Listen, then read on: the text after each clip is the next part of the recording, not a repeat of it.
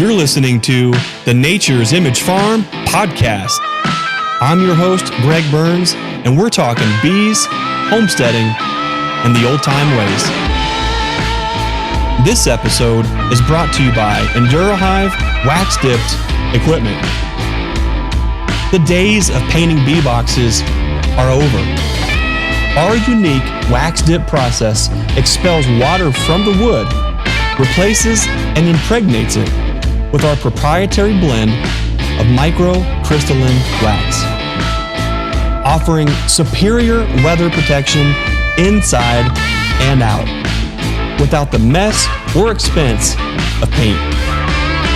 No paint, no rot, no hassle. EnduraHive, built to endure. For more information, check them out at naturesimagefarm.com. Now, on to the show.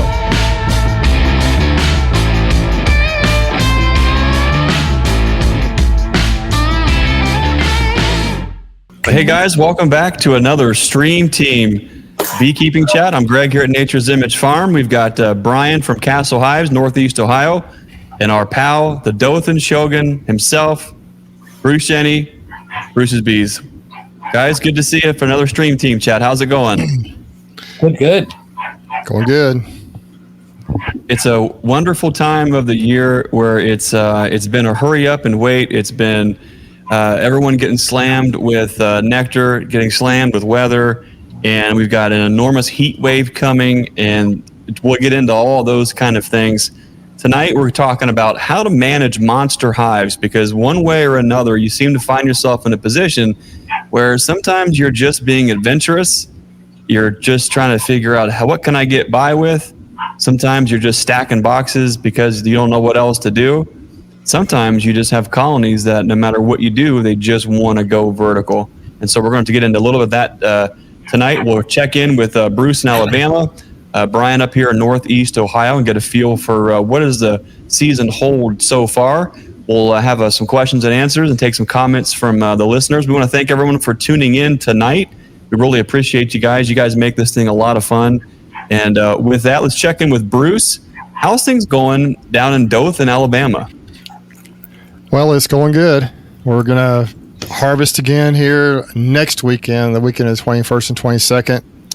And hopefully it's going to be a nice harvest. We'll see. I think it's going to be better than we've had in the past typically, but maybe not quite as good as I thought, but we'll see. I think our honey flow this year, the spring flow was great. This late spring, early summer flow has been sufficient, but not like I thought it was going to be. So we'll see. We'll see what we end up with. I think I have 270 plus or minus boxes on colonies right now, supers. And I don't think they're all going to get filled, but even if we get 200, that'll be a pretty darn good pull for us. And so it's going to be a lot of work. It's going to be a busy couple of days, and we're going to try and get it all done in a couple of days. If we end up truly having 200 plus boxes, we may have to split it up into a couple of different harvests, but we'll see how it goes. We've got some new equipment. Even from the last video I did for our spring harvest, we've got some new things we're going to try to hopefully help make it a little more efficient. And we've got a good crew lined up, and have some of the regulars coming in, some folks that are in this thread right here. We got someone coming in all the way from Utah, so that's going to be a lot of fun as well. And that'll be kind of a surprise, I think, for a lot of folks when they watch the channel. A new friend of mine from out there, so it's going to be cool. We the past couple of weeks, it's been more just kind of checking the honey situation, moving weak hives, moving supers over to strong hives, trying to capture as much honey as we can in those. I'm trying a box of simple comb. Now, I've been working on a video now for really about a month with that, just trying, I think 3 or 4 weeks now, just trying to kind of go through the whole process on the video. I'll cut it down. It won't be 45 minutes long, but I've been trying to kind of go through that whole process and see if it works, and that'll be interesting to see for those who are interested in simple comb. Also, I got some more queens from Corey Stevens, and I got some from Ashby Miller, and so we're just kind of working through that. I haven't done videos on those this year. I just haven't had time, and every once in a while I just want to do something without having to feel like I show everything I do. But I will tell you that those queens are looking good so far. So I've been busy, but it hasn't been as crazy. We're just trying to get them set up for the honey harvest now. It's going to be real busy here for a couple of weeks, getting the honey in the buckets and getting it stored, and then getting supers stored, and then getting mite treatments hopefully on, and just assessing the actual colonies, how they're doing. Hopefully taking care of any beetle problems, mite problems that we have, and seeing if we can feed as needed. And I'm going to try to stay on top of that better this year than I have ever before. So, time happens, things happen, so we'll see. But that's kind of where we're at right now here. It's just, we've been through the busiest, funnest time of the season, except for our big honey harvest coming up.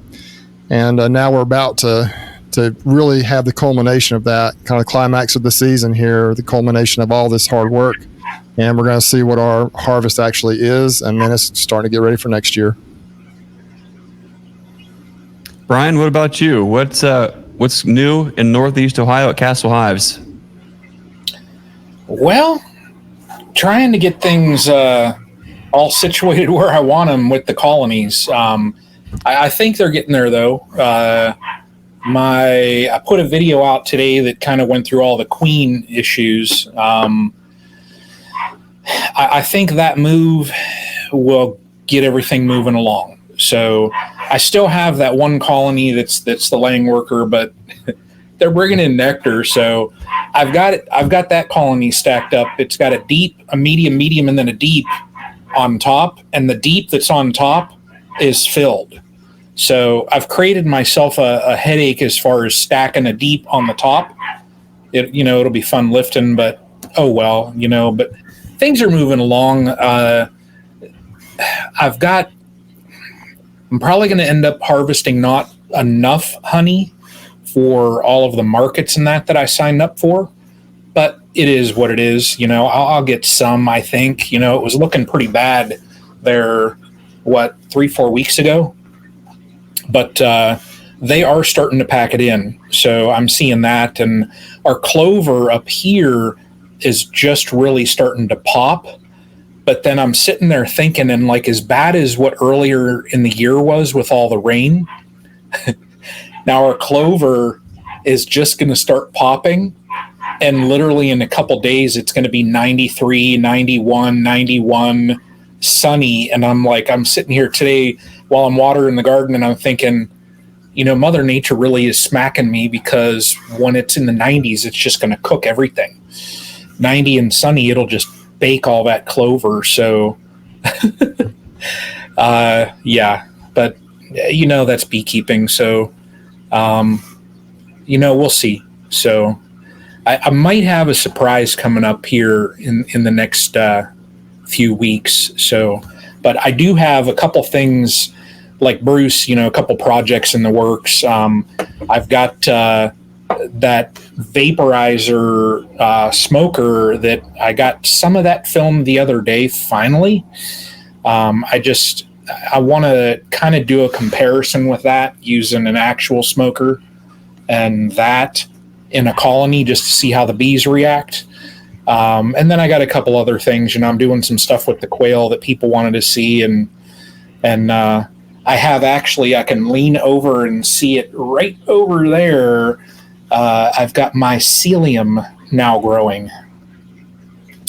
So you are just a fun guy, Brian. If everybody knows what mycelium is, I'll just leave it at that. So I sit there and stare at that every day, and I show my wife, and she's like, I don't really know what I'm looking at. And I'm like, it's mycelium.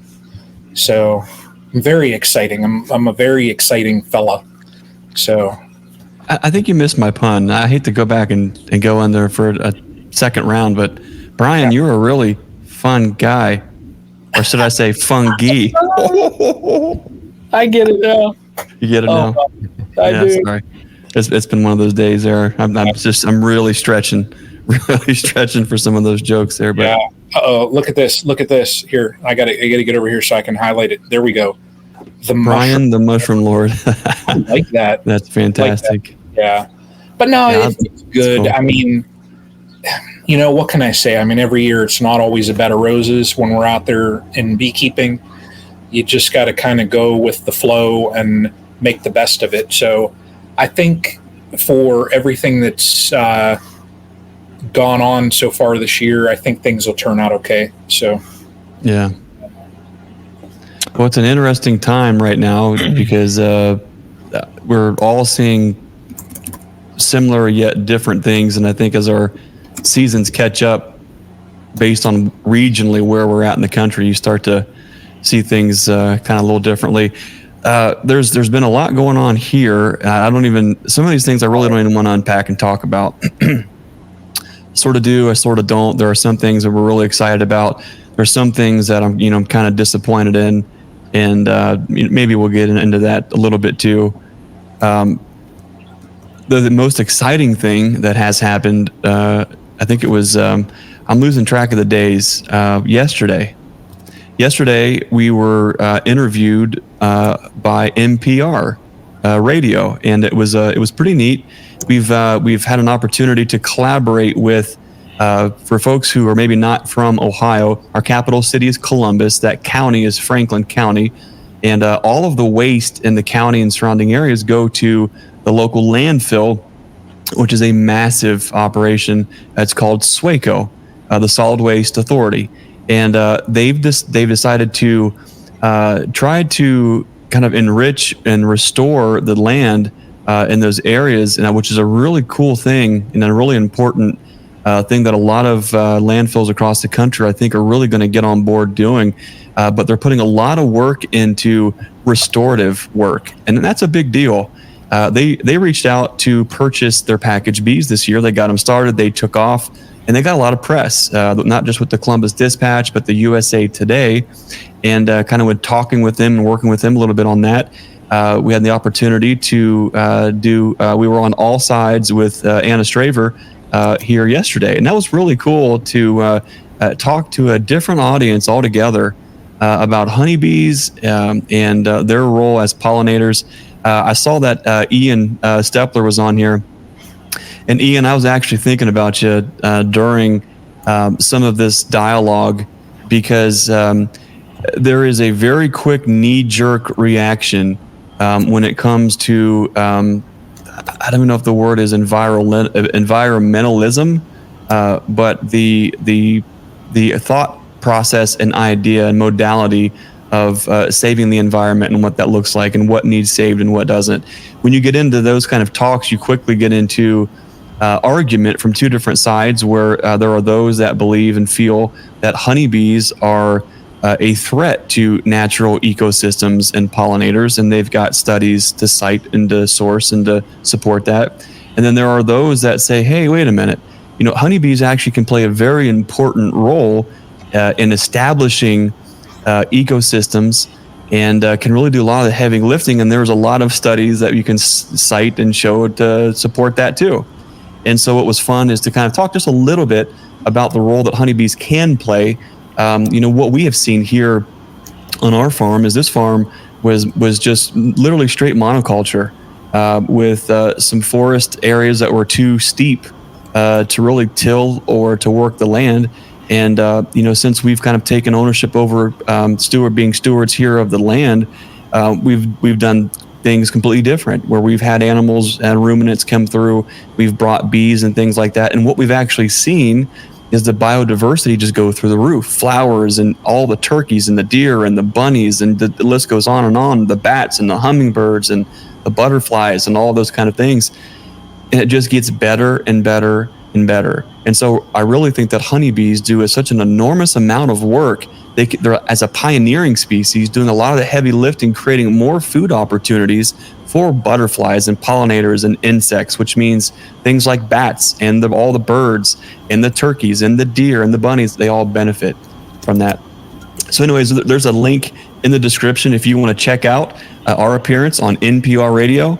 I'd love for you to check it out. And if you like what you heard, go to their Facebook page, All Sides WOSU. Check out their Facebook group. Check out that post, and maybe drop in a positive comment there. Let them know that you want to hear more about things like that. I think that's a really important thing. So that's kind of, guys, that's kind of been something that's really been fun to have a YouTube channel and a podcast. It's not hard for us to get onto a microphone and talk.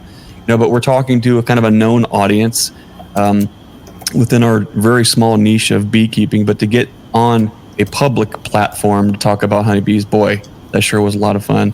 So that's been going on. We've been trying to get supers off as fast as we can, and we're not in the honey business, but we are just overflowing with it. So we're trying to get it off, get it spun out, get some of that bottled up, and make room for brood. We're really pushing to try to get as much brood growth as we can as early in the year as we can. So we're not finding ourselves running ourselves so ragged, so lean on brood late in the year to make all those kind of final splits and things like that.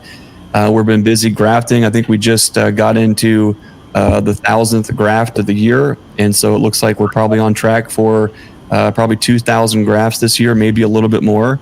And it's a lot of fun. So we're busy doing that. We've had nuke pickups last weekend. The last of the nuke pickups are coming up this weekend. We're getting caught up on some queen orders from last year, working through queen orders from this year.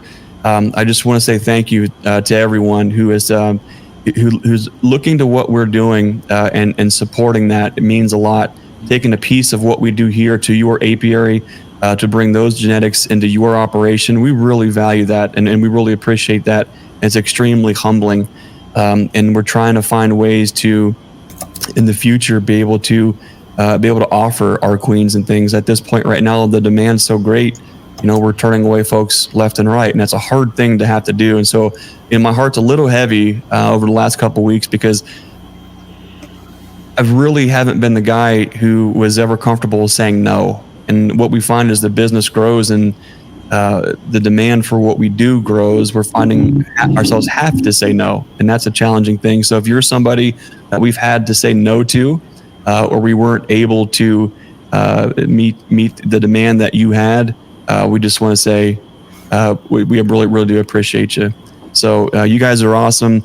We're digging in, doing the work. There's some other things I want to talk about. I'm uncomfortable talking about some of the things, because I really don't know how to frame up some of the experience here. But the more experience we get here, the more it feels as though we have to get good with making tough calls. And even if you don't really know the full extent of that, you sometimes just have to make the call and go with it. One of the things I'll show you here, I don't even know if you can see it.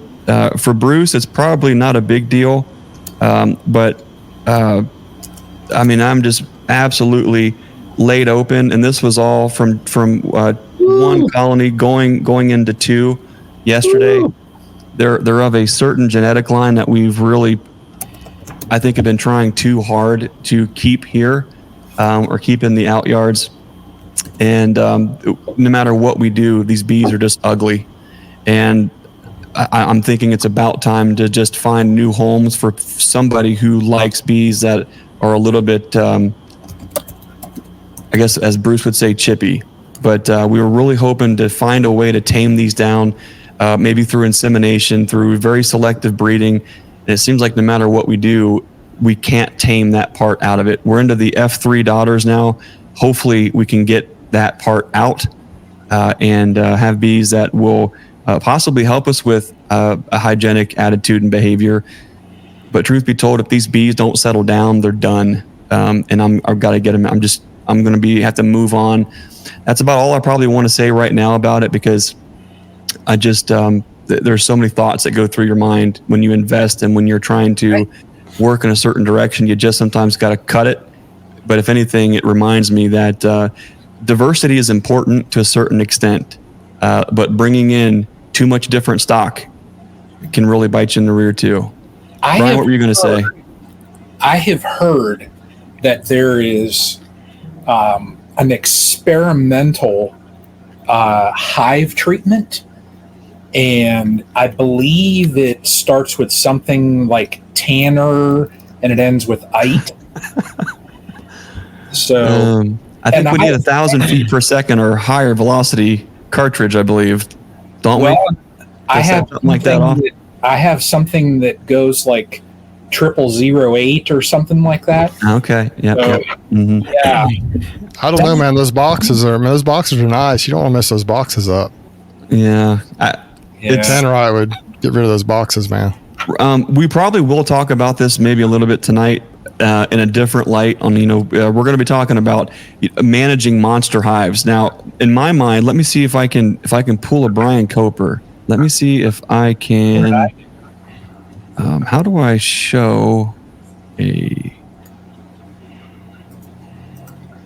You click present. Okay. And then you have share to select, screen.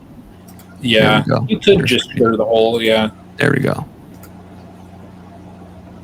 All right, is that popping up? There we go. Well, that looks weird, but in my mind, the first when I'm thinking of a monster hive, after yesterday, this is something different. I'm not complaining. I'm the dummy that went out and worked bees with no gloves, but that's what I do. That's what our bees do, and that's the standard operating procedure. When you get into a colony all of a sudden and they just start laying you open, that's a monster in and of itself for a different reason. And maybe we'll talk about that later, maybe we won't. But for right now, in my mind, monster hives, I know Bruce, I think you had a video in the past about something where you've had boxes stacked to the moon. We've talked about it in the past. Randall Carlson's Randall Carter. Cataclysmic guy. Randall Carter, that's it. Yeah, Randall Carter. How do you find yourself in a situation where you've got colonies that are stacked up to the moon? This particular colony is in 5 10-frame deeps and 5 10-frame mediums. Now, let me be extremely clear. This is not for this is not for a what am I trying to say here? This is not standard operating procedure around here at all. But I'll tell you, if I've learned anything from farming bees or animals or anything else, sometimes you have to go with your gut, and you don't understand why. You have a little tug on your heart. You might hear a direction, and you go with it. For whatever reason, this particular colony, I've actually been trying to think back on how did this colony actually get to this position to start with, and I'm almost on the inside bubbling over to share with you just this little tiny piece. Like, how does this colony get to this point? If we go all the way back in time, let's start at the spring first. But this spring, this colony actually overwintered in what I call a story and a half. Now, I don't know if that's just made up language that I use or if anybody else uses that language, but to me, a story and a half, what we call a story and a half, is a 10-frame deep and a 10-frame medium super, where the medium super is primarily honey, maybe a tiny bit of brood going into late fall, but the bottom box is also primarily brood, food on the outside, and that's what we wintered this particular colony in. And as this colony is kind of growing and moving up, I've got drawn comb from last year. I've got some dead outs that I'm cleaning up, and I've got some boxes, and I'm thinking, well, what do I do on it? Well, let me just throw them on a strong colony, let the strong colony clean it up. Next thing you know, you're throwing some fresh combs and some drawn combs, and I keep finding myself, like, as my own bee box landfill, going back to this particular one colony, because if I throw a box at them, when I come back the next time, the box is full. And I'm thinking, what in the world's going on here? To go back in time just a little bit further, in the comments below here, have you ever heard argument on queen cell quality in regard to a swarm cell, an emergency cell, and a supersedure cell? If you've been a part of that argument, if you have a belief on that, out of those three, swarm cell, supersedure cell, and emergency cell, in the comments, let me know which one do you feel is the most inferior? Swarm cell, supersedure cell, or emergency cell? Hit the comments. Let us know which one you think is most inferior. Brian, have you ever done something silly like this where you're stacking up boxes to see what happens? I'm going to share a picture. Okay. Let's see here.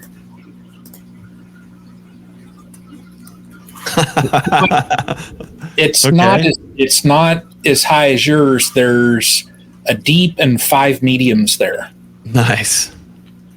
And 4 of those mediums are filled, so I'll probably end up adding another 1 at least.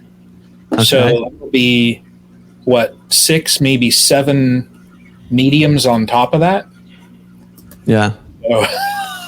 Jiminy Christmas. Bruce, I don't know if you can go back to the archives and pull a photo, or maybe I sent it. Brian, can you get that downloaded and put it on there? Or does that take you a second? You got it? okay, what do we got there? Let's look. 12 boxes, 3 deeps and 12 mediums, or 9 mediums. 3 deeps, 9. Okay, so Bruce is the 12. Okay, so 3 deeps, Now, 12 mediums. I will tell you this. I think the top box is the only one that didn't get pretty much filled up. The rest did. 315 pounds of honey is what we ended up with off that thing that year. 315 pounds of honey. Wow. Anyway. All right. Haven't been able to duplicate it since then, but that one, for some reason. How did you find amazing. yourself in that situation, Bruce? I intentionally did it. I started learning from a guy named Tim Ives up in Indiana, and he uses this system, so I tried to imitate what he does, and it worked with that one colony. I had some others that were pretty impressive, but none that impressive, and that thing it worked perfect. It's the first one I tried it on, and the system that he taught, and it worked perfectly. So I'm like, well, this is going to be my new system from now on. That was like, 11? That was like 9 years ago, so I'm almost 10 years older now, so I have no desire to do that anymore, because I literally had a step ladder, and we would go up and down that thing to harvest, and Wow. and it was, and those boxes, they weigh, how big full boxes of honey are, so, and I would have to lay them out when I checked the colony. I'd have them all laid out there, and I'd have to be going in and trying to figure it out. So, but Tim runs a 3 deep system, and then his philosophy is that if you have 3 deeps worth of foragers, you get way more of a field force going out than exponentially, than other smaller colonies, which I believe is true. But it's just you don't need many of that kind of colony to be able to get a good honey crop. That's for sure. Right. But it's just not what I mean, I stack them up now, whatever they want to go during the honey flow, but I don't have very many. I haven't had any of that tall since. I've got one this year that's pretty impressive, but it's not that impressive. What was the queen scenario in that one? Like, where'd the queen come from? Do you remember any details about? And maybe do you have a video folks can watch on that? I've got 2 videos. The videos, if you put in just Bruce's Bees in the search bar and then Mega Hive, I think I have 2 videos on this thing where I explain what I'm doing. It was my first or second year doing YouTube videos. So the video quality is just, you see it's in vertical format right there. So that alone shows you that I didn't know what I was doing, but it was really, I cameras all over the place, didn't know what I was doing. But anyway, they've got quite a few views because it's kind of interesting. I just break that thing down and go through every box pretty much and show you what was going on. And but the queen situation was in 2013, I started keeping bees, got through winter I started with 2 colonies, got 2 more, then did a couple splits, got through first winter with 6. And in the spring, I had no idea what I was doing, and they just started swarming like crazy. And this is a swarm I caught. I think I caught up at the farm, one of the first swarms I ever caught in 2014. And they kind of built up. I think I caught it in 2014. I did, because it overwintered. And so it built up some that first year. I had no idea what I was doing. But then it was just in a deep, going into winter, maybe a deep and a medium. And I noticed that it was just packed out with bees. It never brooded back at all. It never slowed down. It was packed with bees every time you'd open it. So I'm like, this is the colony I'm going to try this technique on. And I did, and it just blew up. That queen, so she was a queen that had swarmed the previous year, I believe, unless they superseded her. From bees, I really don't know anything about genetics. Those bees I had that first year were just from my mentor.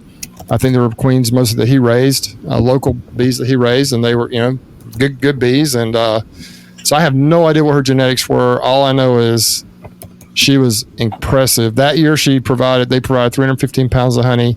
The next year, 200 pounds of honey. And the following year, they fizzled out. I think she probably just got old and failed. Or that she may have swarmed out. I have no idea, but I moved them.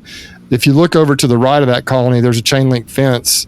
Those bees would fly right through that chain link fence, right through my neighbor's backyard, right here in town. It was right here behind my house on my 3rd-acre lot.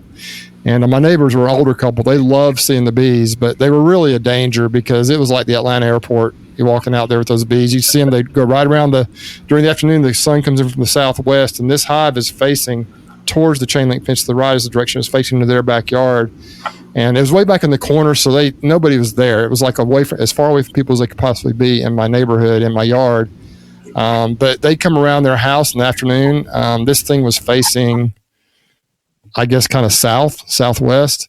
And they come around the neighbor's house. You see them going, there were some big trees back there. You see them go through that sun, and it was like literally just a cloud of bees, just as fast as they could move, going back and forth. It was really cool. And they go right around, shoot straight out of this colony, go across the neighbor's backyard, and then veer off to the right and go right up over between their house and the next house over there. It was pretty wild.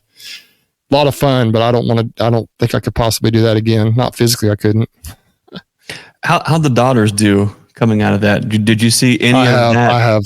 I didn't know what I was doing. I didn't graft. I didn't intentionally do any queens off of it. I have no idea. They didn't do as well because I've never had another colony quite that strong ever. And that's the only one out. And I've had hundreds of colonies, and that's the only one that did that. I've had some that have been up 7, 8 boxes, but I've never had any that have been 12, Right. Yeah. That's fun. I'm going to have to check out the video and see how you manage that. Now she was a dark queen. I do believe I remember that. She was hard to find. I don't think I found her very often. I almost never found her. So I can't remember. I did some kind of a weird split with them. That may have, I don't have any idea. I just was doing this weird split in the backyard with them. And I really didn't know what I was doing. Back then I was trying everything. And I wasn't scared to try anything. And some things failed miserably and some worked really well. And you can see that particular technique worked well. But genetics, I will say this, Greg, and I think you're hitting on this a little bit. Genetics are everything, I believe. It's just, I've mentioned on here before the parable of the talents when it comes to beekeeping. Maybe we could talk about that a little bit later on as well, what that philosophy is. But some colonies, now what I would do with a colony like this is I would probably just either split them, start breaking them down, start taking honey. I would harvest I did harvest that hive a couple of times, but I would just, I would never probably let them get that big because I wouldn't want to climb a ladder. So I would figure out some way to either move a box over to another colony and put an empty box on there. I would try to keep them somehow more even from a height perspective, because I've got one now. I've got to reach up over my head to get the top boxes off one of my Apple hives. I think it's probably 7 or 8 boxes high, if not more. And I've got to reach up. I'm 6 feet tall. I've got to reach over my head to get the top box off. And it's just, that alone is, assuming the boxes are full of honey again, that's pretty dang tall. So anyway. Well, I'm interested in learning that. If you've got monster hives, if you've done something silly like that, like what Bruce has done, what Brian's doing, what have kind of happened on here, shoot me comments. Not right now in the live, but once this actually posts to YouTube, that way I can actually see it and then respond back to. But I'd be interested. Yeah, can I say? I think. My philosophy is let the bees fill up where they can fill up. So I do have some, I don't just try and keep them down, like keep them in 2 or 3 supers. I like, if they go up into 5 supers, hey, that's great. I'll let them do it because but all colonies are not created equal. That would be a goal, would be to have all colonies consistent. I would say the most consistent colonies I have this year, believe it or not, are those queens I got from Hawaii from Zach.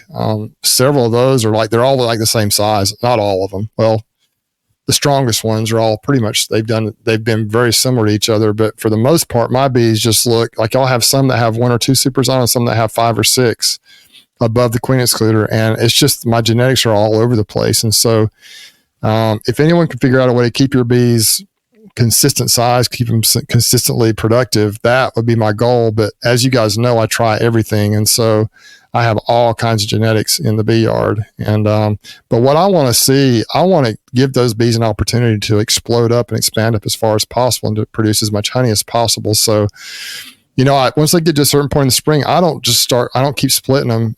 My goal in the early spring is to make bees, but then when the honey starts, my goal is to make honey.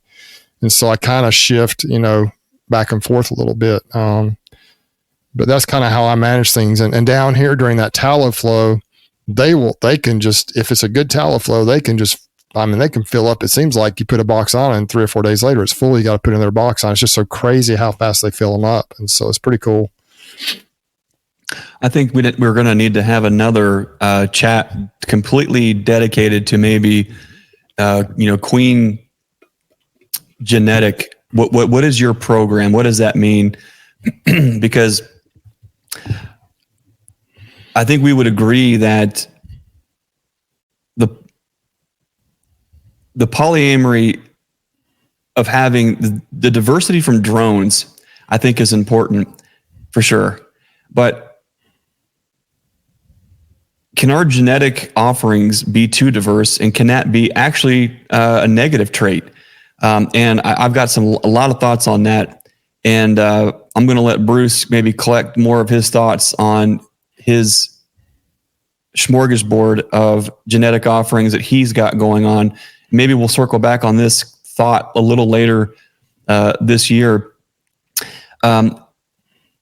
With this monster hive that we're looking at, as you guys are talking, and I'm kind of, Bruce mentioned, it was so long ago that, he had his, what he called the mega hive, and you get so far down the road, where you're at in your journey, then, there's no way that you can capitalize on all the opportunities because you don't even know what those things were. If Bruce was in a different place then, if Bruce would have had the opportunity to graft 100 or 200 queens off of that mother queen, he might have found that 10 of them showed something similar to that queen.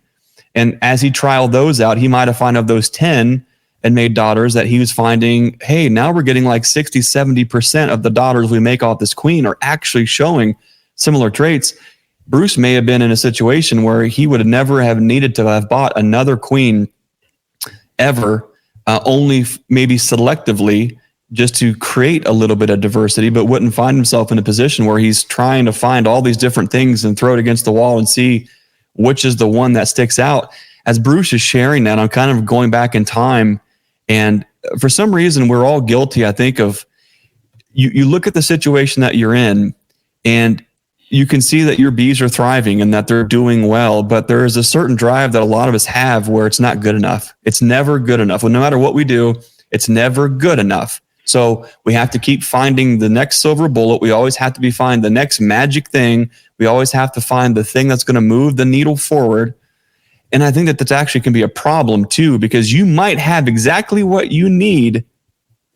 You might already have exactly what your future is calling you to do right there in your bee yard. Whether it's 3 colonies, 300 or 3,000, the chances are that you have exactly what you need for a successful apiary right there, right now. And it also reminds me of a conversation I had with Crispin Givens not too long ago. At an AI class at Apis Engineering with him and Dale McMahon and the students there. And when you're in a room with folks who are in deep to artificial insemination and genetic lines and crossings and all these things, right? It's such a beautiful opportunity to pick the brain of somebody like that. Crispin has spent a lot of time with Purdue, and so he has so much to offer on his experience with cross and line breeding and inbreeding and all these different possibilities. And when I was kind of telling him and kind of dreaming up all the things that I was thinking and I wanted to do that, he just kind of looked at me and said, "Why are you doing any of that? Everything that you already have, everything that you need right now. Stop muddying up the water." And I thought, you know what? That's true. And so I started being a little more conservative on this idea that I had to bring in the next magic bullet, the next round of things. I brought another line of virgin queens in, and I'm feeling now that it's starting to maybe bite me in the rear just a little bit. But I'm still trying to push through and find the silver lining within it, and find here is out of all of this, here is this one queen out of all of these that is the one that can be an important part of our genetic future. And the hard part sometimes is when you're so invested and you're so deep into something, just saying, well, I'm done with that. We're gonna move past that, and that was it's not going to carry with us any longer. when I look at this particular monster hive, and what we're talking about tonight is managing monster hives. Bruce has shared a little bit his mega hive, how it got to be, and it sounded like it was a swarm many moons ago and hasn't really been able to replicate something quite like that. Maybe don't want to either, because there's nothing about stacking up boxes 10 boxes plus high that makes a lot of sense. Brian has one currently, it looks like, that's in 7 boxes, 6-7 boxes, something like that. It's getting big too. So I want to run you quickly down memory lane on how we got to this position. A little bit ago, I asked you to drop a comment on which cell do you find or do you believe is more inferior of a quality of a queen? Is it a swarm cell, a super procedure cell, and an emergency cell? So I'm going to really quickly try to get you caught up onto where did this queen come from? This queen that's in this huge colony, where did it actually come from? Well, let's go back in time, probably 5-6 years ago, as we're working on our queen line here. You know, we're breeding from the best every single year, and we kind of see strides, and we start to see that the ship is actually changing and going a certain direction, and we're finding some consistency with that, right? But you're never satisfied. You never feel like you're doing good enough, and there's always something better to have, better to achieve. And what I wanted to do was bring in a little more, actually a lot more Caucasian.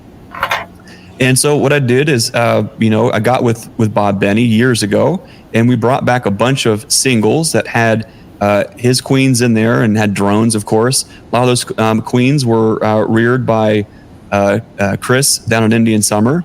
And so they were an Italian Carney kind of mix up. And then Bob also had New World Carney that came straight from Sukobi that had a lot of Caucasian in them. And so we had kind of the best of both worlds. We brought a bunch of those up. We mixed them up. We grafted off them. We open mated those with our stock. And we're trying to see, okay, what happens when we bring these two together? And not all of them were winners, but some of them were. And we kept grafting off of those winners and those winners. Well, I had one particular, there was 2 4-way pallets left of bees that for whatever reason, whatever situation that they were growing in, it never got requeened with this kind of crossed lines. And they were genetics from our line prior to the heavy Caucasian. And what had happened was I ended up just using those as cell starters. And the type of cell starters that we were using were queenless starters, queen right finishers. And so if you've ever done that approach, Bob has some great videos on that. It's not complicated, but there are a couple of little steps that you have to do right. And sometimes when you get into getting a colony intentionally queenless, where you've got 2 deep boxes, right? And you've got mamas down here and everybody else is doing their thing up here. You might have some super stacked up, but the name of the game is to get mama on top, okay? And you put a double screen board in between, and this colony up here kind of empties out for the most part, and then goes down below into the bottom box, and you have them go queenless. Most of the time, it works perfectly. The next day after you graft, you can come back in and flip that, and then put a queen excluder in between. So now your grafts are on top with some feed, with some brood. There's a queen excluder underneath, and then the box below mama's back to normal. And so what you have is a queenless colony that is starting the cells, and you have a queen right colony that's finishing the cells. And so you can capitalize on having 2 boxes of bees doing all the work on the cells. And when it goes great, boy, it goes great. But sometimes the bees react poorly to that little bit of a mix-up and that mashup, even if it's only 24 hours, and they start to make cells. Well, in this particular situation, I don't think I got around to flipping my boxes around fast enough. So the bees were queenless, and they started making emergency cells. And so as I go to put everything back in there and try to figure all this thing out, what had happened, long story short, we're starting to have some pretty poor takes in that configuration. The bees were making emergency cells because they thought that they were queenless. So what happens, I end up moving that box off, just a little, here's a quick castaway split. When you find cells in a colony, you've got choices. You can smush those cells, but if you're like me and you've got, hey, I've got plenty of bees here in this box, I'm not relying on them for really anything other than maybe just to start some cells or grow or be a brood factory, you can afford to just take whatever's there, put them into a box, put them off to a corner. They have cells, let them figure it out. Well, that's exactly what we did. And that little colony decided to take that emergency cell and make this beautiful queen that overwintered last year in a story and a half. Now, that story and a half grew into what you're looking at.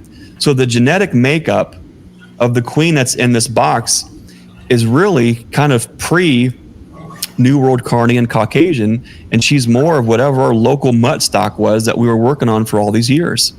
And so now I'm looking at this, and this has happened a couple times in our, when we get so wrapped up in queen rearing and breeding and genetic lines and bringing in this and bringing in that.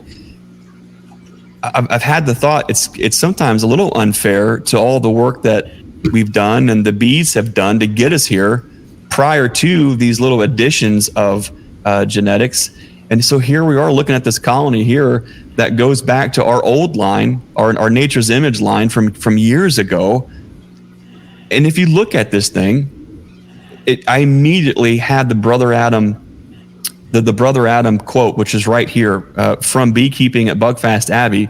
And it says, this experimental colony with all of its supers towered above the bee gardens like a lighthouse. And he goes on to talk a little bit more about that. But if you guys think about it, Bruce, Brian, and the folks listening, think about your beekeeping season this year. Think about last year. And then put yourself in a mindset to continue to think about this. Every year, there is always a lighthouse colony. There is always a colony that stands up above everything else. It might not just be in height, but it might be in prolificness. It might be in how much brood it makes. It might be Bruce, and he's pulling off 6 supers, and he's saying, I don't know what these jokers are doing, but keep on doing it.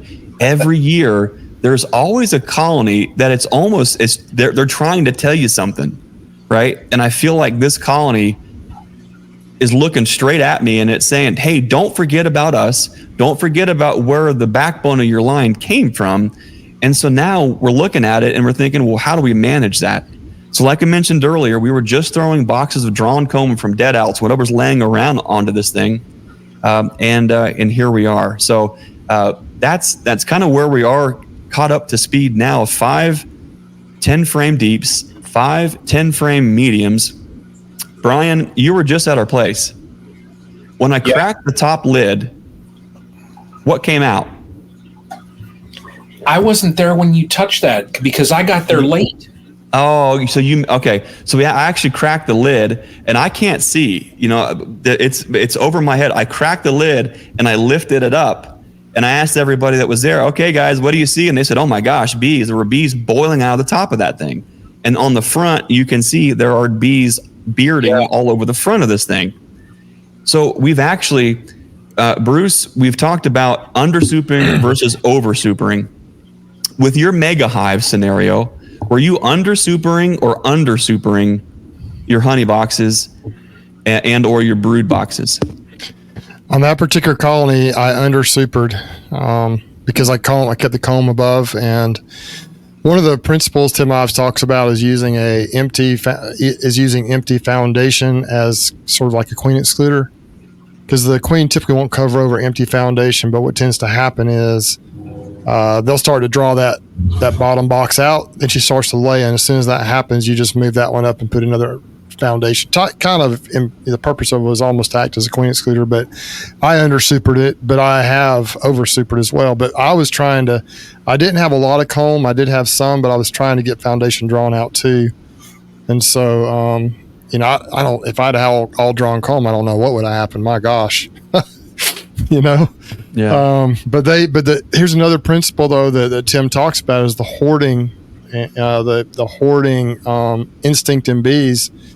2 things they want to do is three things they want to do. Number 1, they want to make babies. They want to multiply. Number 2, they want to store things, and so they have to draw comb. So they got your wax builders, your hoarders, your honey bee, the bees that work on the honey, producing honey, and then you have obviously the nurse bees down below that are producing the brood. And so his theory is you keep all those bees busy. You provide perfect opportunities for all of them to stay busy. Your nurse bees, obviously your queen, your wax builders, and your honey stores. And so, but I under-supered, to answer your question, I under-supered those bees. But I over super. If I've got comb, I over super that usually. I usually try to put the foundation underneath if I've got it, and I try to put comb. I just stack them up. I don't have time to take boxes off and try and under super everything. Well, I found myself in a weird spot because I'm thinking I certainly just can't keep adding boxes to this thing. You know, at some point, what are you going to do? You're going to add boxes up, and they're going to have enough hatching below, and at some point be satisfied. But we're in a situation, and I'm finding myself, okay, now I've got to make a move because you just can't. I mean, here's how I'm thinking this through.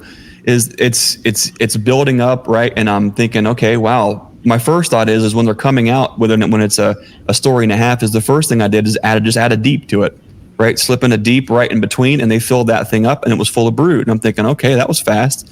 Let me go ahead and just they're starting to up on that super. They were capping the brood just a little bit, and I said, okay, let's just over super now with a drawn comb, and I did, and they had that thing filled up very quickly. I'm thinking, okay, well, now what do I do?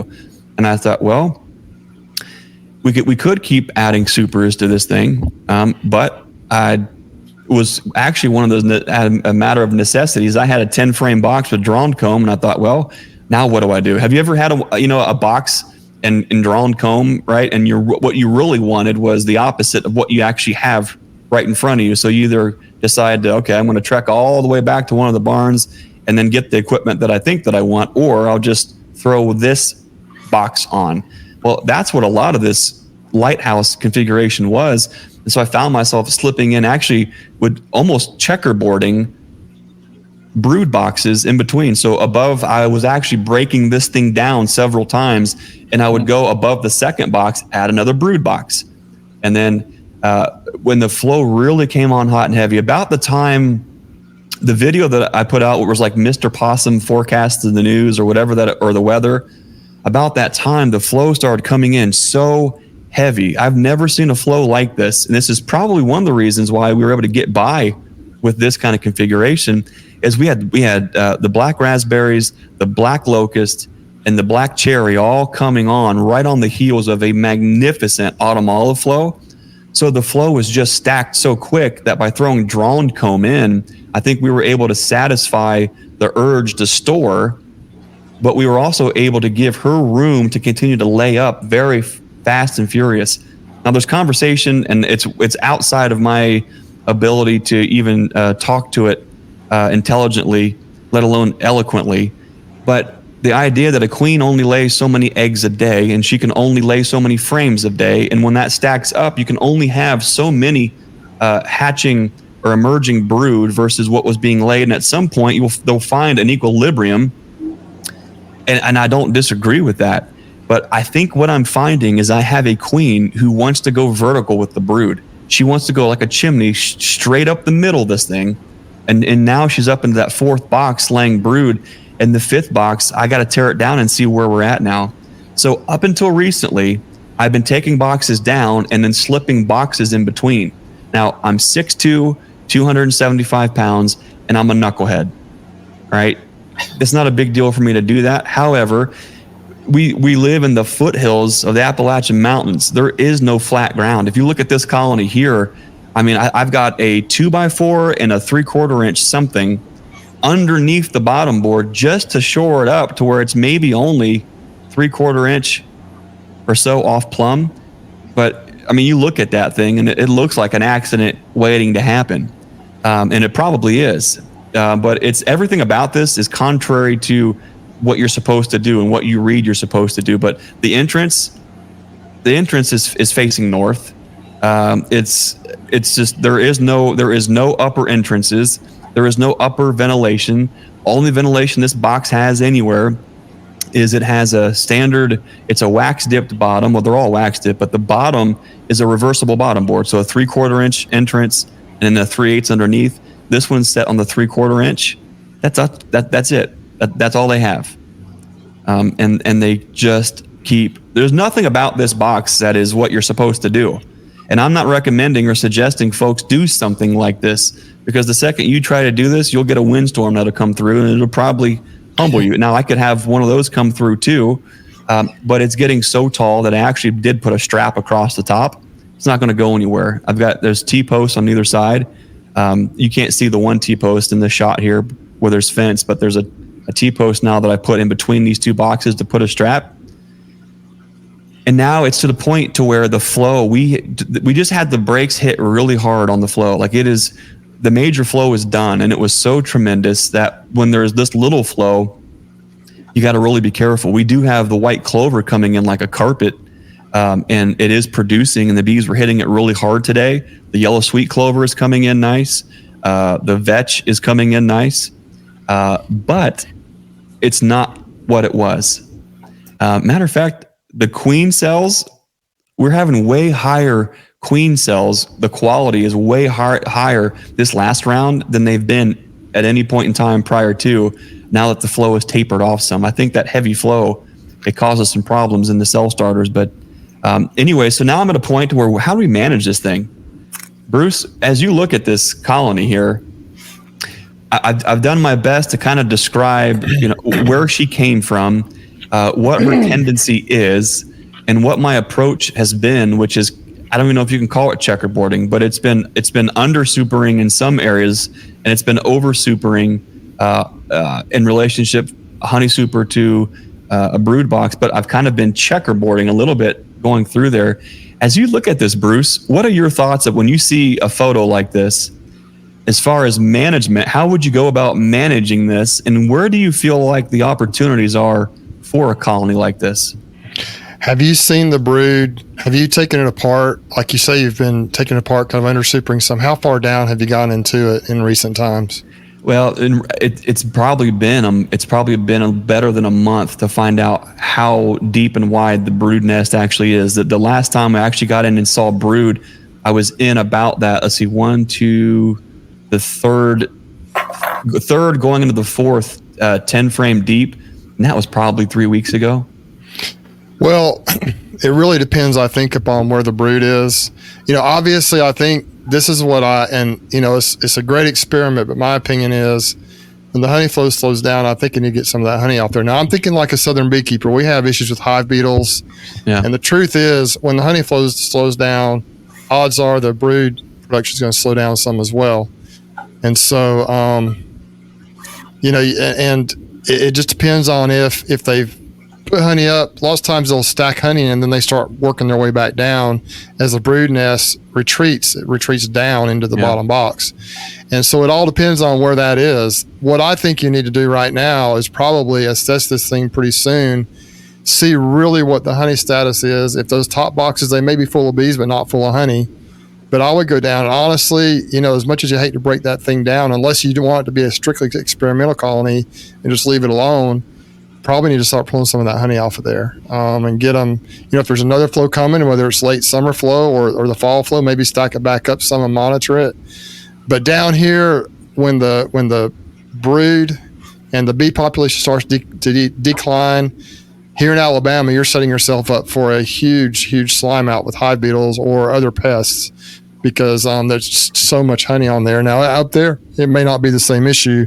I know some people up further north don't like to harvest it once a year, but I think you need to really get in there. I think, honestly, it might be a good learning yard opportunity to get in there and just assess that thing with everybody there and just see what you find.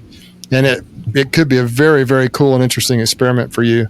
The other thing I think you need to do, Greg, if you haven't done it already, is graft off of that dang queen, man. Are you planning on doing that? Have you already done that?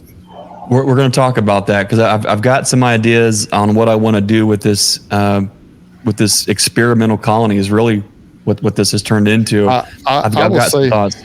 Yeah, I will say too that when I was doing that, when I was in the 3 deep mode, when that was kind of my goal beehive back about 8 or 9 years ago, I've never been able to get queens out of a Tim after that, but he sent me a few queens that year, and some of his queens actually produced some really nice mega hives as well. Not as big as the one that I showed you in the picture before, but I had some really nice colonies that were, super tall. His queens, that's just kind of what their genetics were. And so I had, I think, 3 or 4 of those, 2 or 3 anyway, that just were wonderful, wonderful queens. And they were gentle, they were good.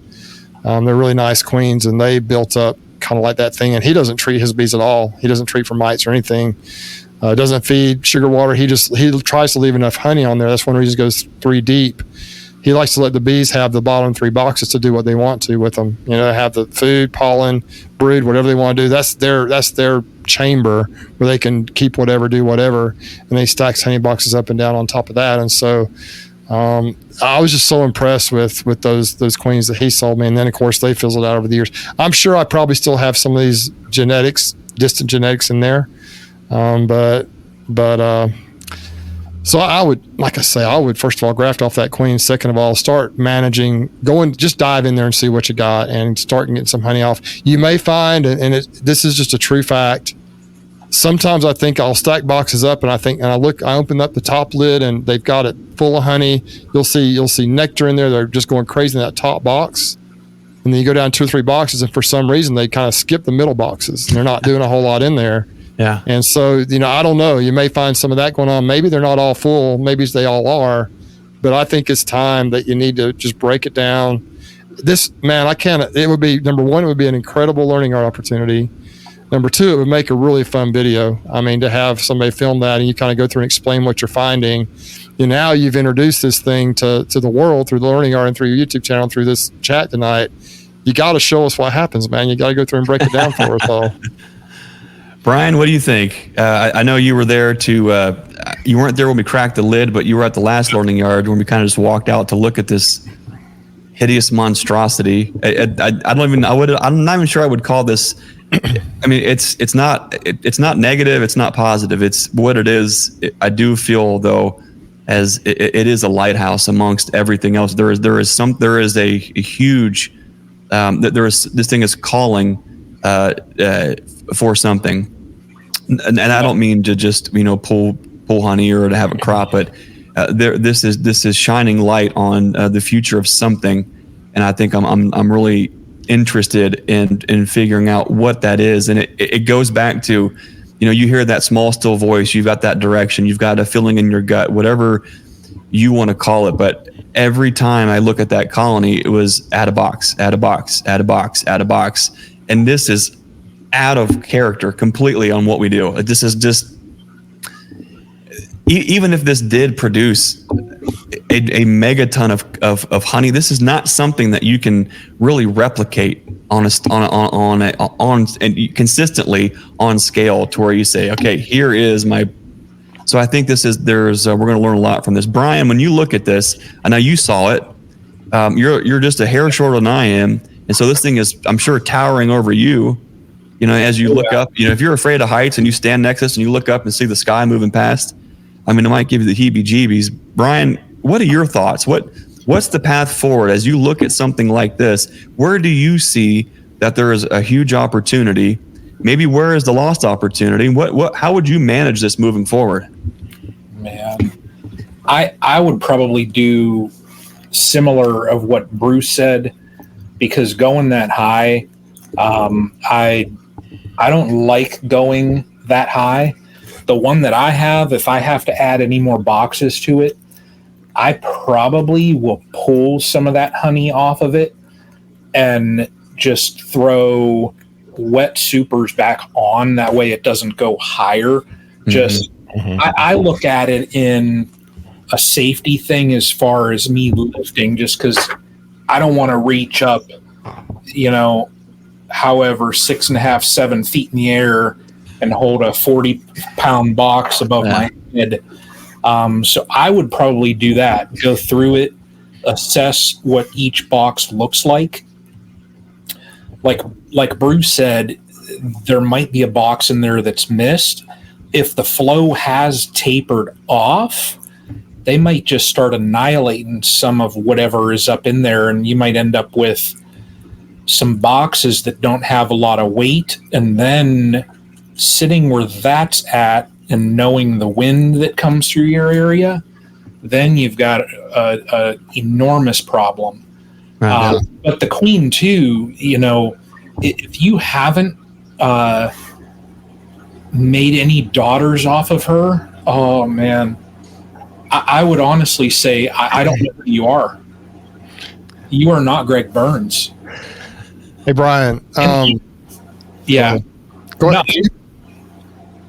Go ahead.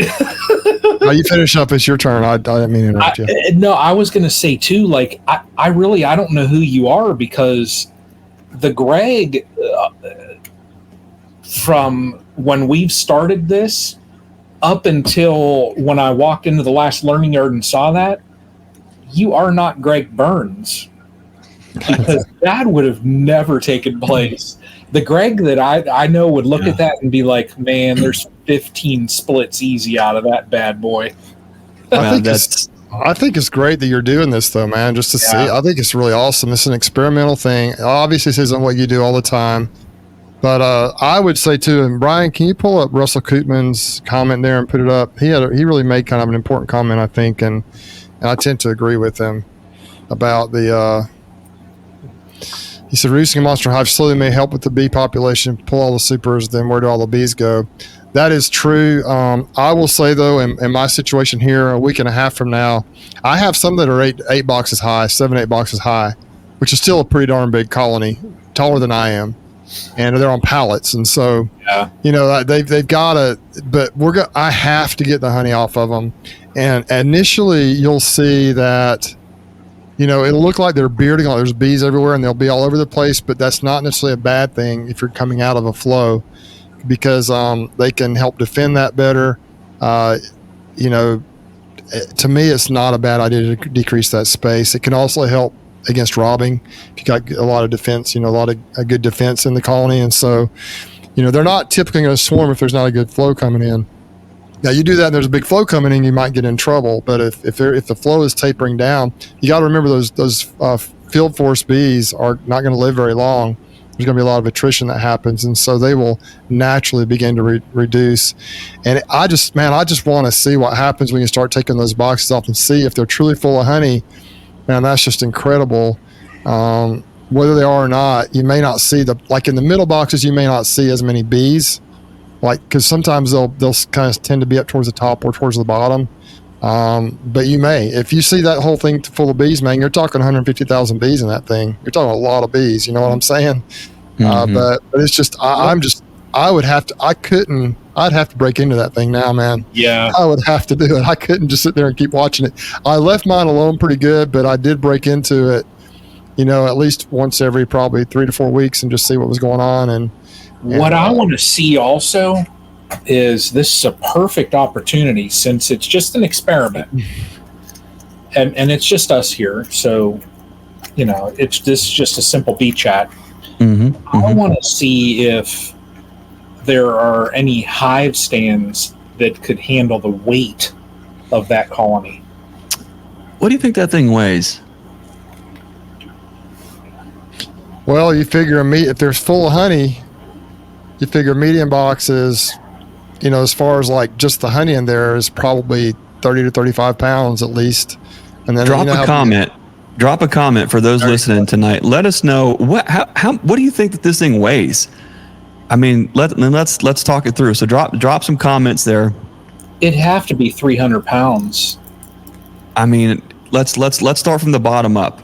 Okay, let's just talk about, it's hard to, if you're talking about a 4-way pallet on, and if they weigh 200 to 300 pounds with the bees and singles, I mean, it's really hard to just lugging, when you lug enough feed sacks around, you start to gauge everything by 50 pounds. But then when the 50 pounds is consolidated into a square with handles, it feels a lot different. I would say that on average, a 10-frame single with bees and the box and the frames, I bet is in the neighborhood of probably 80 to 95 pounds, thereabouts. I mean, if it has 4 food frames in there, if there's lighter frames and there's maybe more brood than food, then it's going to weigh a little bit less, in my opinion. But I don't know. Let's just say 100 pounds to make the math get there a little bit easier. So let's say we're 500 pounds in the 10 frame deeps, okay, and then we go into the supers, assuming now the top deep is likely honey. If I get in there, I would be surprised if it was not nothing but honey. And so when you talk about, Bruce, on average, what is the deep frame? How much honey, if you're not spacing them out, if it's just 10 frames in a box? 7-8 pounds. That's what I was thinking. 7.5 pounds, 7 to 8. Let's just medium. say. Yeah, I mean, I know some people are saying 45 pounds per. I think, Mark, it's more than 45 pounds per deep, and somebody said 45 pounds per medium.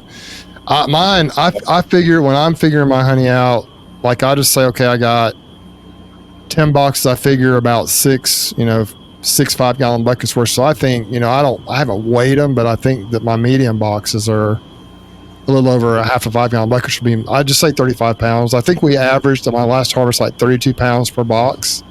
Yeah. But some of them weren't totally full. So, if you add the weight of the box into that though, which your boxes are heavy duty boxes, I don't know how much a box weighs, but. And then there's so we're not, so yeah. Just say 35 and 70. Just say that. Just say that. It may be maybe a little more than that, but just say that. That's still a heck of a lot of weight there. Yeah. So 35 and 70. Yeah. So 70. So you're at 350 on the deeps. And then 35, that's 60, that's 120, so 155. So yeah, you're probably in the neighborhood of, on the light side, this thing weighs 650. On the heavy side, we're probably getting up to 850.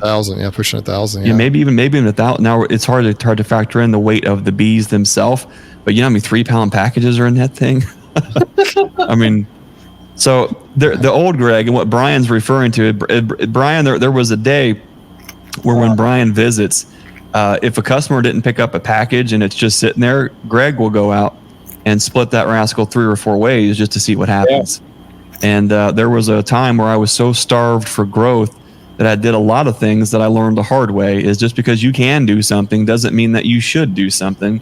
And just because you can do something and you can get by with it now doesn't mean that the overall outcome is pushing the needle forward. You might be setting yourself back for X amount of reasons. So when I look at this colony, so there's 1,000 pounds of material there, maybe 800 pounds. It's strapped down. It's not a liability as far as it falling or hurting anybody. Worst case scenario, strap would break during a tornado or a heavy wind event, and the colony would go crashing. And of course, that would be terrible. But no one's going to get hurt. The colony would be destroyed to some extent. So that would not be good. It's also on a hillside, and that hillside goes down. And anyone who's seen this part behind the barn, it goes down and down and down and down and down. Eventually, it keeps going all the way down until it hits a pond, which is quite a bit away. So, I mean, you look at that and you assess the risk, and it's stupid. No matter which way you cut it, this is it's a great learning opportunity, and it's an experimental colony. And when I look at this, I feel that the genetics probably do play a lot into what's going on here. But the heavy flow, I think, also plays in a lot of that. We've had just ideal conditions that just got stacked up, literally, pun intended, and then here's the outcome. And so now I think we're in a situation where it was the best case scenario all the way around, where the bees themselves were healthy, they overwintered. That particular colony, I did really need to spend some time and go back and try to figure out, okay, which treatments, if any, did these get? I know exactly how the queen came to be. I know exactly what her queen lineage was prior to then. So what's actually cool to think about is this is kind of like a nerdy thing, and I don't know all the stuff, but there are certain things to me that are cool. Like if there were, if the 10 Commandments were on like full display, and you could like go check those things out, or if they're like ancient things, historical things, like I think that's cool. This being a lighthouse hive sort of serves in a way to where as this thing is growing, what's also growing on the inside of this thing? Hopefully not hive beetles. That's a risk. We'll talk about the risks, but let's talk about the pros first. The pros this is showing me under all ideal circumstances, here's what this either genetic line or colony can do, right? And we may dig in there and say, oh my gosh, total bust. There's 2 boxes of bees, there's hive beetles galore, and da. Okay, but we don't know that until we get in there. So I look at this and I'm thinking, man, this thing is literally a lighthouse, towering amongst everything else. It's making some honey great. I hate spinning honey. I hate walking through it. It's all over. Right now, I have to spin honey today. It's over everything, and I don't like that. I get it. Wah. Call the ambulance. Greg doesn't like honey. No big deal. I look at this box, and the first thing I think is, man, I got a piece of work. There's a few, not a big deal. Pull some supers off. Now I'm thinking, okay, if I use a triangle escape, how many days do I have to put that escape board on to get all these supers cleared out? And is the honey just in the supers or in the deeps? And at some point, can the boxes be stacked up too tall where escape is no longer a viable option? Well, okay, how about a fume board? Am I going to put a fume board on top of this thing and clear out all these supers? Like, how well is that going to work? And then I'm thinking, what really needs to happen, and you're going to have to break this thing down probably box by box. And you may have to go set this off onto a bottom board and then put a fume board on and run them off. There's going to be all these extra steps now in place to get this. Otherwise, it is going to be complete mayhem. And if this is going to be complete mayhem, we should really turn this into a teachable moment, Brian. What you guys both mentioned is exactly what I'm feeling like. Like, a lot of me, I feel like I'm young. I'm 42, but I've done enough things in life where I know when I'm pushing too hard. Like, you get to a point where you're doing something, but then all of a sudden you feel like, hey, whoa, back up, cowboy. What are you doing? Why are you doing this? Like, I get it to a certain point, but why are you going any further with it? Right now, it feels like if I stack any more boxes on this thing, it's going to be just to see what it does. And we could do that. We could totally do that. The logical side of me, knowing that the main flow has tapered and we're into a minor flow at best, is going to mean what Bruce said. The brood nest is going to start to retreat. The honey height is also going to start to retreat. But the absolute, in my opinion, the biggest threat to this colony right now is that colony swarms. I lose the queen, and then whatever leftover population is left isn't enough to protect the resources that are there, which means hive beetles galore. It could be, and we could already be past that. But up until this point, I could not get this queen did not want to swarm. And up until about the fifth box, I was going through all the boxes, going through all the frames, and I couldn't believe that she is just satisfied staying put. So, what do we do now? We stack them up to see how high can we get this thing before it falls over? Do we pull supers off and then put them back on? Do we make a couple splits? Imagine breaking this thing down. We're going to need a learning yard team to just break this thing down and sort through it, aren't we?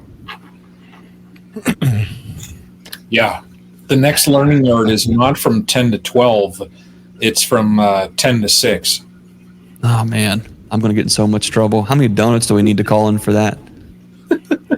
Greg, why don't you go through it with the learning yard one day and just see what you got? If you feel like you need to pull honey, go ahead and do it. Otherwise, maybe the next week. Yeah. Or you could even do this a week beforehand and video it or whatever. And then, I've been thinking, man, you could put a skateboard under the top 3 boxes and try using a fume board.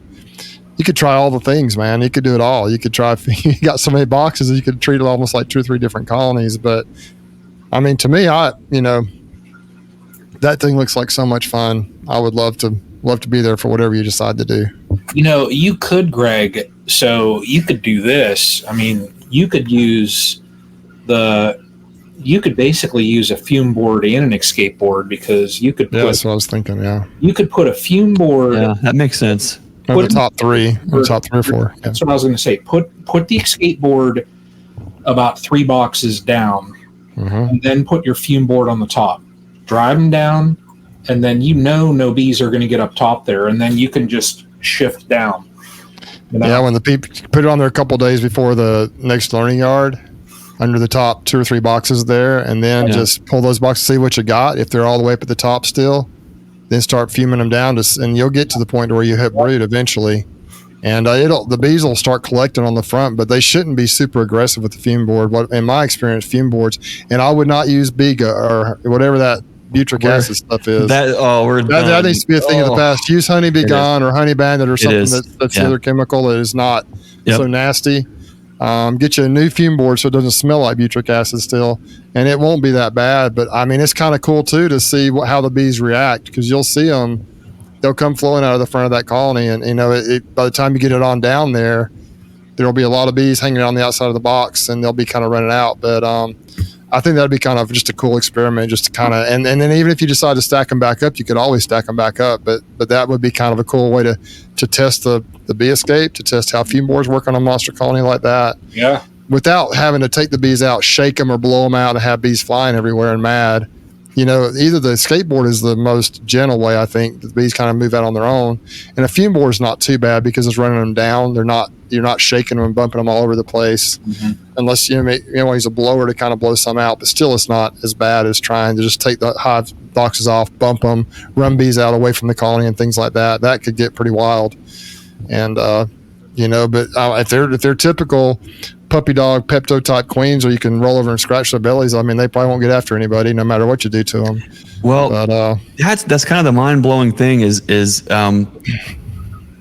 when I can work a colony like that with no gloves, and then I go into something that's a fraction of that, and I get eaten alive. There's something special here. So I'm thinking, okay, I do that. Like the honey is the least of the asset that I'm looking. Like, sure, there's 5 boxes there.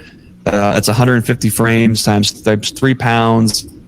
There's 450 pounds of honey there. There's probably another 70 pounds in at least one of the deeps. That's significant. That's nothing to just walk away from like it's nothing. However, what I'm most interested in is the queen, for sure, and the drones. And so what's fun to think about is this thing towers like a lighthouse above everything. Every single queen that we've grafted and is mating here at the mother yard or in the surrounding yards, there is a great chance that at least one of those drones are a part of that DCA, or a part of the next pedigree that goes to somebody else. So there is a piece of this, I guarantee, in every single queen that has left here. Now, maybe not in maybe even if the drone from this colony wasn't a part of a DCA on the queen line of her and the prior queens and the prior drones have. But something has happened here.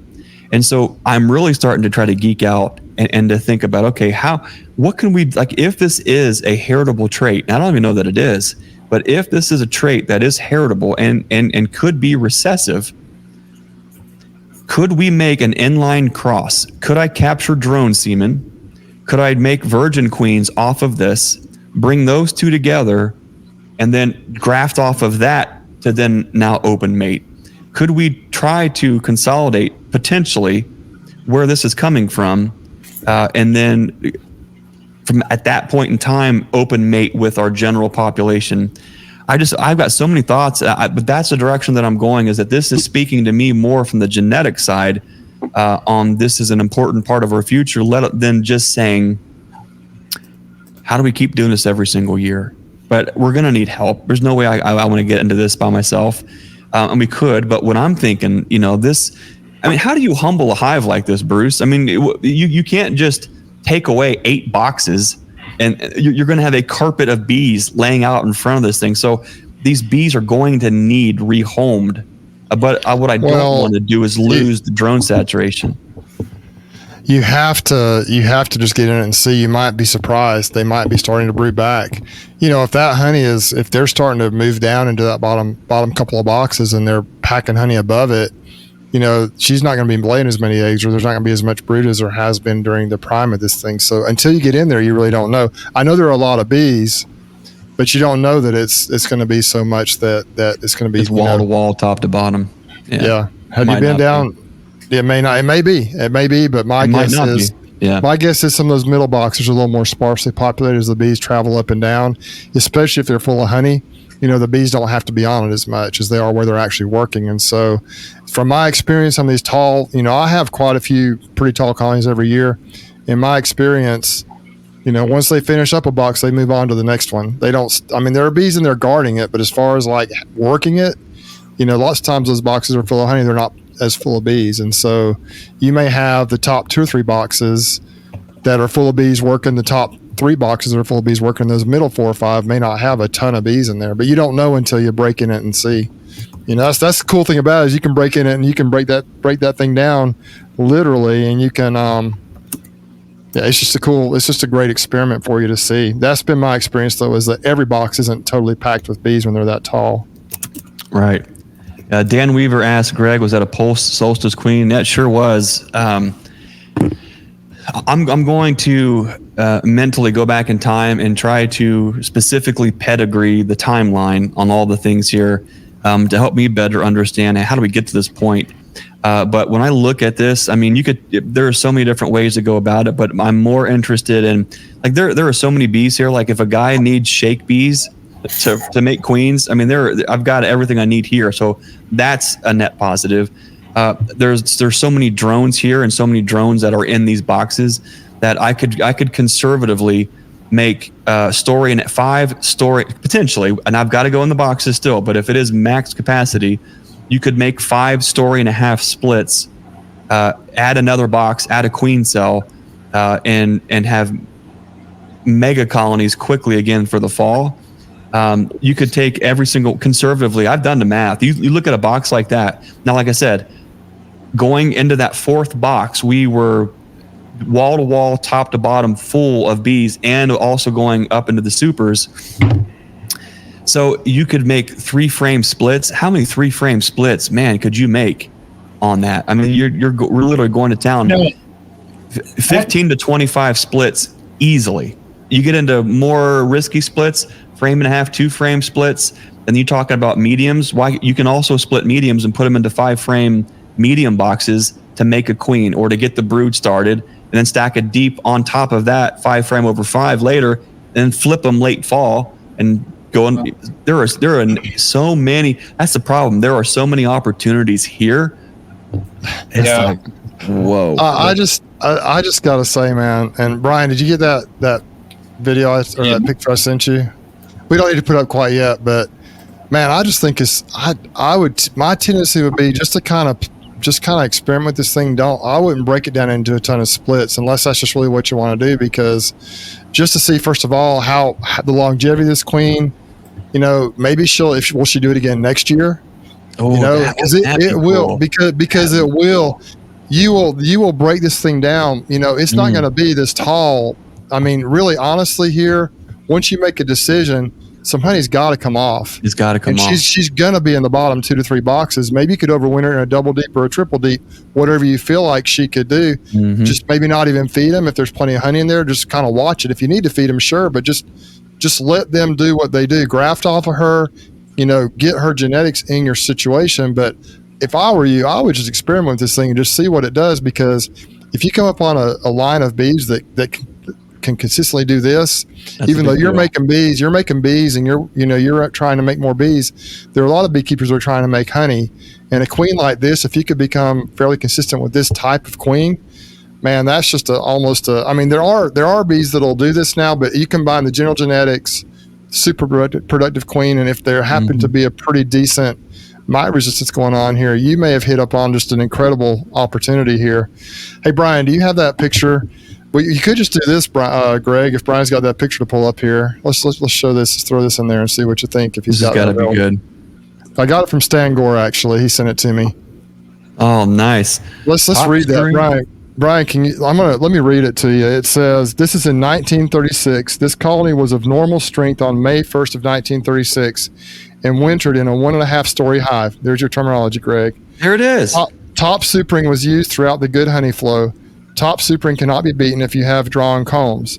The colony produced 495 pounds, not counting the honey and the cappings, which was 20 pounds. We left 80 pounds on this colony for winter, making a total of 595 pounds of honey produced in one season. This is in Fred Gold in, of all places, Ohio, way back in 1936. So that's I mean, isn't that awesome? I think there's 16 boxes, maybe 17 boxes. Some of them I think are actually shallows. Now what? Jeez, But- now I'm going the other way with it. I can't Come believe on. you've never seen this picture. I have seen it before, and it's the Root Bee Supplies. I think produced It's that there. Medina, Ohio. Yeah. But I've seen this picture before. I could not find it when I saw the topic because I looked it up. But I think Stan had shown this to me before. I'd seen it on his Beekeepers, and so I was like, "She just got straps. They got it strapped down and everything up there to make sure it doesn't blow over." But I don't know. Maybe you got a little bit of some genetics from this thing, and you're going in your hive now. Maybe I got 7 more boxes to go to break a record. See, now don't get me going. See, now this is going out of control. So, anyway, I just wanted to show you that because Bruce. But if I were you, Greg, what I would do is I would just let this queen do naturally what she wants to do. I would manage space and pests according to what the bees are doing. I would pull some honey just to protect the bees because, like Stan mentioned earlier in here, is there an risk with pests? I think so, especially down here in the South. You couldn't leave it on there for sure. Maybe up there you can, but I would just kind of manage the space, decrease and increase as that queen needs to have the space. If you get down into maybe that 4th or 5th deep and you're finding brood, I would just kind of move it down lower. I would try to get all the brood in the bottom couple of boxes, maybe 3 boxes, and all the brood and pollen and stuff. And if I were you, I'd just kind of let it overwinter like in a triple deep and just see what happens. But now it's your hive. You got to do what you want. But to me, that would be just an amazing experiment. You got hundreds of other colonies. Why not just roll with this one and see what happens? And I think the number one priority, like you mentioned, Greg, is let's graft a couple hundred queens off of that thing, man. Let's get some queens out there in your situation and just see how the daughters do. See if they continue to have the same genetics and productivity. I'm sure some of them will. They probably all won't, but some of them will. And you may just be hitting upon something pretty cool here. And you never would have known this had you just broken this thing down like you normally do. If I would have done what I normally do, which is try and make too much with too little, we're all guilty of that sometimes. You know, how many splits have you made, Bruce, that weren't exactly ideal? Oh, a lot, yeah. And then you pay because the queen doesn't ever take off, or just this or that, or all these things that stack up because of one decision that you made. Well, the decision that I made was to not do something with this. I could have easily made that a beautiful self-starter, right? But I said, let me just add. Let me just boom, boom. So I think at a minimum, Brian, I don't think I know exactly what I want to do yet. I know that I'm interested in the drones and I'm interested in grafting off the queen are the most important things. And then the secondary yields would be learning opportunity. Like what is going on here? How did this happen? Yeah. Is this repeatable? What can we, and then thirdly, I'm thinking, okay, well, we've got to find a way to do this, but not be at a loss. And while hive beetles aren't a big deal right now, if hive beetles show up in a big way this year, that could be a prime target. Mm-hmm. We could also find, I could find, these are all relatively new boxes. They're only, some of them are maybe 5-6 years old. The darker ones are getting pretty old.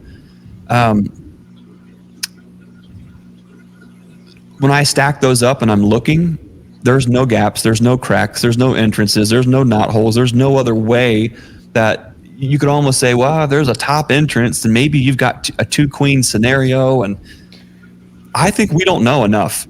Here's what I'm thinking, Brian, I don't have enough information to make the decision that I want to make. So I'm almost thinking the next learning yard is going to be the Monster Hive Discovery Learning Yard. We're going to get in here and we're going to try to tear this thing apart and just what do we see, right? What are we looking at? What do we see? And then maybe we'll let the learning yard folks help put a plan together. Okay, guys, here's what we saw, right? Let's debrief back at the shop. What are your thoughts? And maybe we just turn this into a full-blown learning opportunity and see what goes from there. I think at a minimum, what we're going to do is organize the brood nest. Bruce, that's a great idea. Get the brood nest organized, get the honey organized. Anything that's not drone, let's get it up and easily accessible. And let's get this thing set up where I can. And maybe I'll even pull a frame of eggs at the learning yard or the next day. But okay, so Mega Hive drones are the key. They are the Mega Queen DNA only. Yeah, exactly. Amber's spot on. That's why I'm like the Queen's important. But this thing has such value and is such an asset, letting this thing just pump out drones to be a part of the mating profile. But you know, we've got these things behind us here, which really helps us speed up years and years and years and years of this by specifically and intentionally capturing the drone germplasm and then putting that in with the specific queen lines that we want. We could literally fast track this experiment by 5 or 10 years with artificial insemination, and maybe we'll do just that. So I think this is a lighthouse hive, guys. There's something going on here, and we'll figure out what it is. I'm looking forward to maybe digging in and seeing what that's all about. But as we are talking, I wanted to ask you guys and talk to you guys. What are your thoughts? What would you do? Because I'm at a point to where you could go either way, and I think the best foot forward is let's have a discovery learning yard, and let's see what we see, and then let's have put our heads together and see what's next.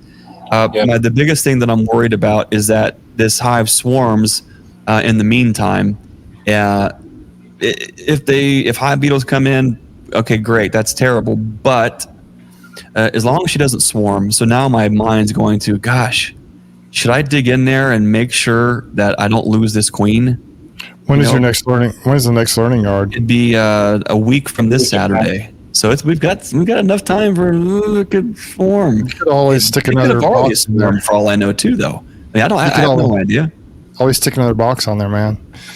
It is possible too, Greg, that they have moved up. Like there may not be there's a lot of bees piled on the front of the colony, but maybe those bottom boxes aren't full of stuff, or maybe they're full of pollen. Until you get in there, you're just not going to know. We don't know. I doubt, honestly, if they haven't swarmed by now. You know, I'm not in Ohio, but my guess is they probably aren't going to swarm with that much space. I doubt if they'll swarm. As minute as I say that, you'll go out and find like a 35-pound swarm in a tree tomorrow, right there by the colony. But you know, how many beautiful virgins would I have? Perfect timing, perfect nutrition, direct mothers or daughters off that. I mean, that couldn't. There's always a way. These are the fun. What is it about those bugs in a box? Like, this is it. Like, this is a part of it. Like this is what fires me up. This is what really gets me geared up. This is what. But when you have days. And you're cracking lids, and this happens, and you're thinking, I wasn't expecting that. And you're reevaluating, you're thinking, it's all plays into all the moves you make and all the decisions that you make and what steps you take moving forward. And none of it was bad or wrong. It's just data. And what do we do with that experience? How does that shape the steps moving forward? That's what it's about. That's what we're interested in doing. That's why we've put the time and the effort and the expense of chasing down the genetics that we have, putting all the time into doing it well, moving that needle forward. And that's what I'm so excited. There are so many folks doing it all across the country too. And I think, what is it about those bugs in the box? This is just one of those things that keeps me coming right back to it every single time. You're going to have everybody in your entire learning yard experience is going to be there for that, Greg. So you need to be ready, have lots of food. And Susie, if you're listening, which she's probably not, gosh, if she's hearing this, I'm going to get an earful. Just need to have a creator. Just have a creator. Just have your little mini bee expo up there for this thing. Just sell tickets. Yeah, maybe we'll make it. Maybe it could be a little. Maybe I should, maybe I shouldn't, but you know, there is probably a million opportunities to turn this into some kind of a paid event. But I just don't think like that. I just want to be able to share stuff with folks. I just want to bring people in and share that. Of course, we can't have every single beekeeper in the world here, so I'm teasing about that. You know, I'm teasing about that. I think you just need to keep your same rules you always had. You should just do a show of hands. You know, I mean, on one hand, you'll have, split them and make X number of colonies. On the other hand, keep it a mega hive and grow as high as what you can. Don't split that thing down unless you get in a situation where you have to. Don't split that thing down, Greg. You got to let that thing roll, man. You got to see what they can do. I think this is just going to have to be a cliffhanger. Dum dum dum. I think you're going to have to get in there as the learning yard and let people give their comments, and then you guys decide together at that point in time what you're going to do with it. James Lee Bees. James, I had really enjoyed talking with him a couple weeks ago. You get on the phone with someone, you start geeking about queens and genetics and this and that, and it is just we could have spent all day there. But I enjoyed the time on the phone talking to James Lee about mite stuff. What was her mite count? That's a fantastic question. Something else to assess when you're breaking it down. I think it's going to be something to assess, not just a mite count, but I would also be interested in, just for the sake of data, is we want to specifically select kind of one of the ones here that we can do not just mite counts on, but also probably do we want to go ahead and bring in UBO and measure and have another piece of a data point for that? Do we want to do a Harbo assay as well? And do we want to take 20 of our best colonies and do all these things? Not to say that specifically is going to steer the ship, but it's going to be a metric, and what if we find, my mind goes a million places. So it's a different conversation altogether. Watch the mite count be 0. Or watch the mite count be astronomically through the roof, right? And if we had someone in virology who could run samples, and we found what if we found mites through the roof, but we found no viral transmission, and we found the bees that are just doing their thing, that could care less. I mean, in my mind, the future of a lot of what we're doing is not just to find bees that have great hand-to-hand combat skills with mites. I think the future of healthy bees is working towards bees that have within their own immune system, they're able to withstand. They're more resilient with exposure to different viruses. And I think that's the kind of thing that we're going to be looking for in the next 10 years. Right now, the best foot forward is trying to eliminate mites from the equation, or have the bees remove unhealthy or diseased brood to help reduce the impact. And those are all valuable, and they all make sense, and they all are a part of the plan. Well, that's one reason UBO might be a more effective tool, because it is unhealthy brood. Not 100% specifically fewer mites, or is the brood unhealthy, and then the UBO bees do detect that, and they can take care of that problem. You know what I mean? So it's brood's unhealthy. The brood's unhealthy likely because of virus transmission. Exactly. But what if we can get the bees to the point to where they're resistant to the viruses?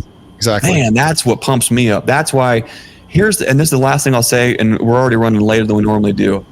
But here's what I envision: the future of genetics with honeybees is, there's these steps that we take right now, right? And we're finding that it does this and we does that. And the truth to be told, we don't know long shot picture what some of the things that we're doing now, what that's going to look like in the future. We are simple bee farmers. That's it. And so we're looking at a livestock, and we're making decisions, and we're making choices based on the health that we see. We're making choices on the prolificness, what yield, what crop are they producing, and how much input do we have to do it. And when we're selecting every year from the best ones every single year, what we tend to find is, as we are honest with our selection, we find that there are these little side repercussions that are net positives.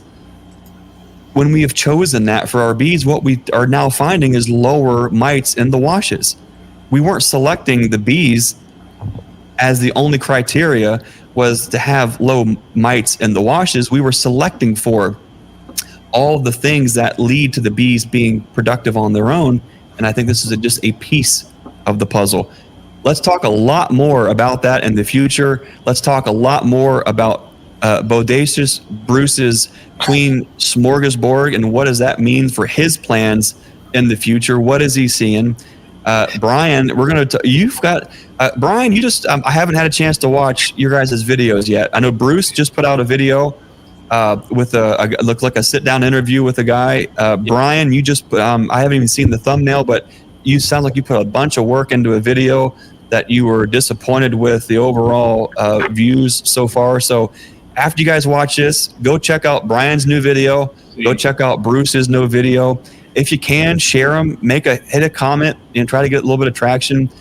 I know what it's like to pour everything you've got into a video, and you put it out there, and you're doing all of those things, and you're just thinking, man, this is really going to make an impact. And you put that thing out there, and you go to walk away, and maybe you check back in to see if it did anything. You know what you hear? Yeah. And then you have to remind yourself that it's not about the likes. It's not about all the comments, because somewhere there is somebody who's supposed to see the video. They heard something that you said. They learned something from you, or maybe they were just in a really bad place and something you said spoke to them. That's what it's about, is reaching that one person that made a difference in their life. That's why we do the videos. That's why we put all the art and us into those things. We all want that viral video. We all wanted to see the ticks go up. You know, as Bruce is watching and checking the analytics, you know, we want to see the huge peak and the huge curve. But the truth be told, it doesn't happen. And that's okay. We do this because we love these bugs in the box. We love the art of sharing the stories, sharing our experience, sharing our journey, and we want to do it together. And that's why we keep doing this thing over and over and over again. Brian? That's it. What is new with Castle Hives this next coming week? Well, I need to check and make sure that the queens that I've introduced, I'm not saying where I got them from. Oh, what do you mean? Okay.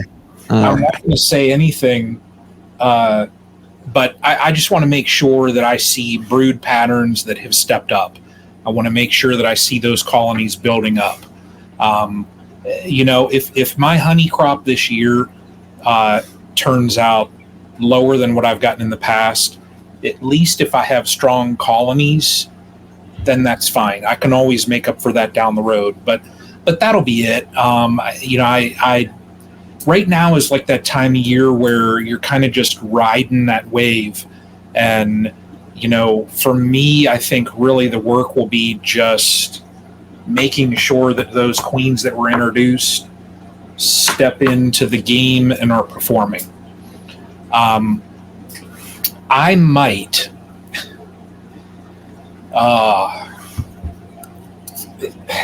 I've been talking to Matt in Minnesota, and I have a box over in my honey building that has grafting tools and other stuff.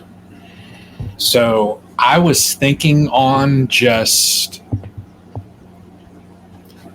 trying around just to see. Okay. And if that takes place, it probably will be in the next week or two, just because if I try it any later than that, I think it'll just be getting too late. I don't know, but I may. So we'll see.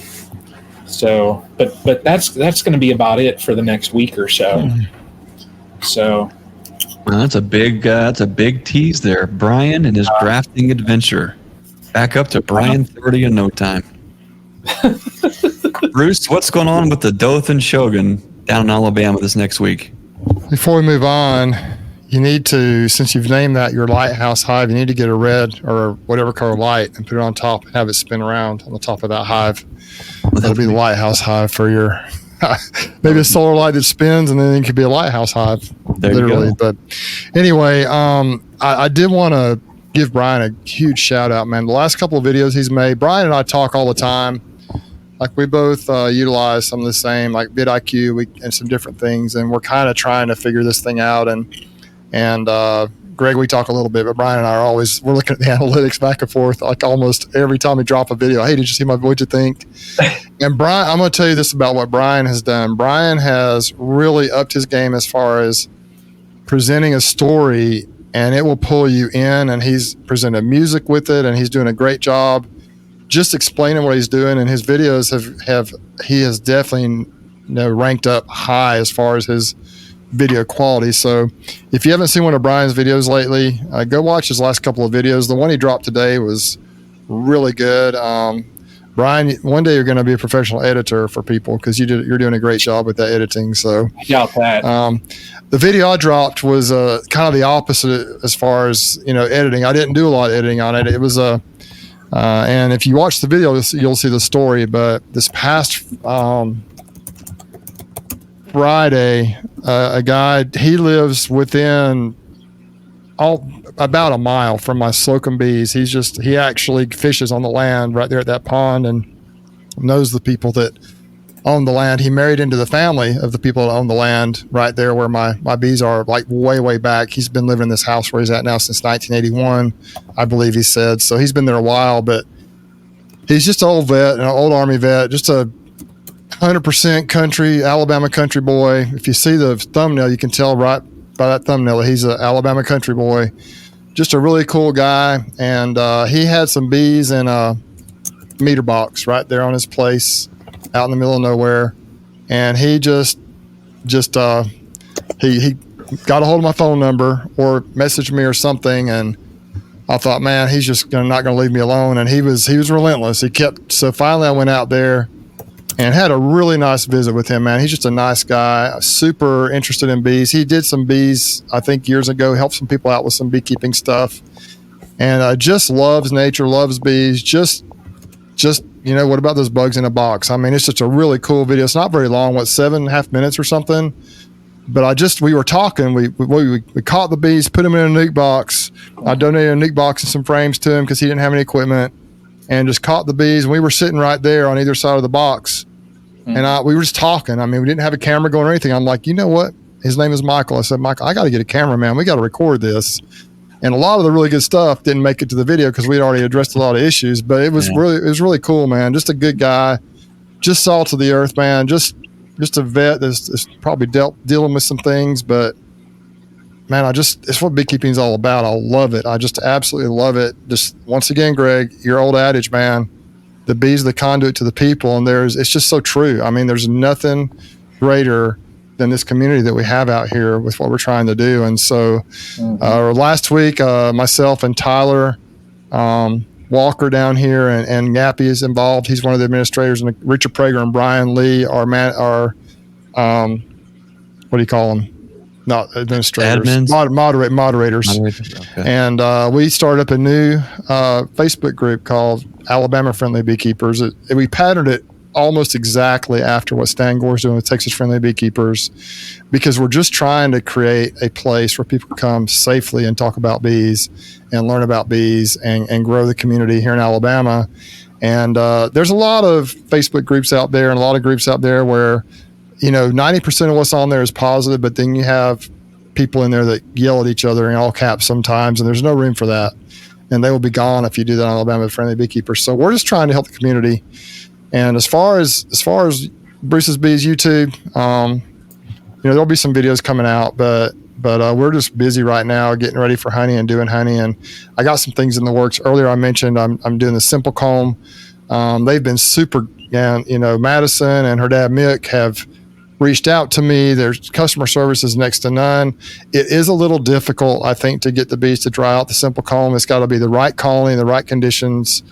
But mine it looks like they're going to do it. I'm going to have at least some of those. They're going to the cassettes are going to turn into packages I'll be able to either sell or share with people.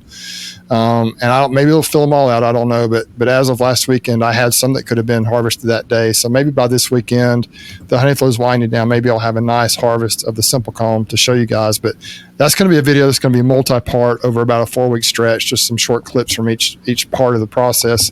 Instead of videoing it and producing a video, I'm going to put the whole thing together and hopefully give you an idea of how the Simple Comb worked with my bees and maybe some things I would have done different, or just some issues or problems I had that are it's beekeeper error. But I've actually been working with Madison and Mick a little bit, talking to them about some ideas and some different things. Just a spoiler, the first hive I put it on was Big Red's colony. It was one of my top 2 or 3 colonies as far as strength goes, and the queen that got splashed with red paint last year. And I put them on there to start off. I thought that'd be a cool story, but the hive did not do anything the first week in there. And so I dove down in there a week later, and they were having queen issues. I didn't find the queen, didn't really look for her, but it looked like they were in the process of requeening her, and so they weren't doing anything up in that box. A lot of bees, but not a lot of action going on.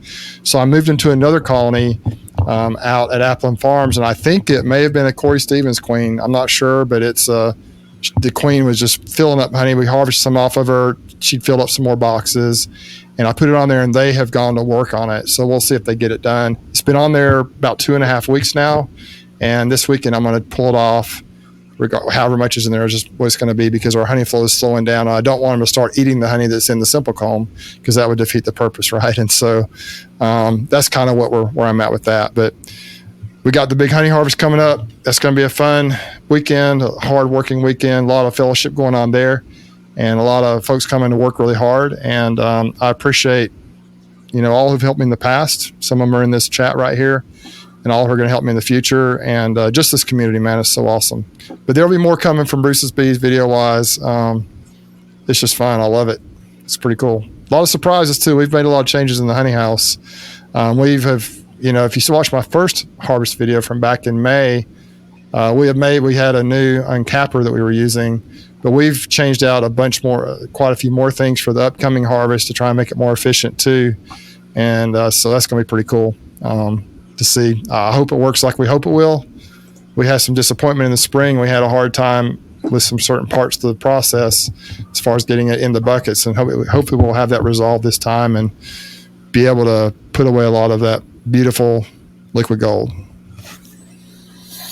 Awesome. Well, fellas, I'm looking forward to checking out both of your new videos and kind of getting into see what Brian's been up to, see what the work you put in there, and then hear the storyline between you and the Army vet. So folks, be sure to check out Brian's new video and Bruce's new video.